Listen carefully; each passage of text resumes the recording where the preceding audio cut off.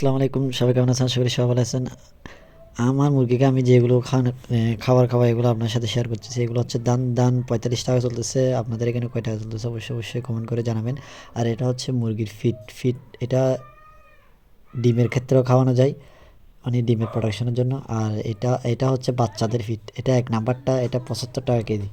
আপনাদের এখানে কয় টাকা চলতেছে অবশ্যই কমেন্ট করে জানাবেন। এটা খাওয়াইলে বাচ্চাকে অনেক ভালো যখন বাচ্চা ফুটে। আর এটা হচ্ছে যে মানে মাংস বৃদ্ধি করার জন্য আপনারা এই ফিডটা ব্যবহার করতে পারেন, খাওয়াতে পারেন। এটা 80 টাকা ফিড, 80 টাকা করে নেবে। আর বেশি ডিমের জন্য, যারা বেশি ডিমের জন্য মানে মুরগি পালতেছেন, ওরা লেয়ার ওয়ান খাওয়াতে পারেন। এটা হচ্ছে 65 টাকা।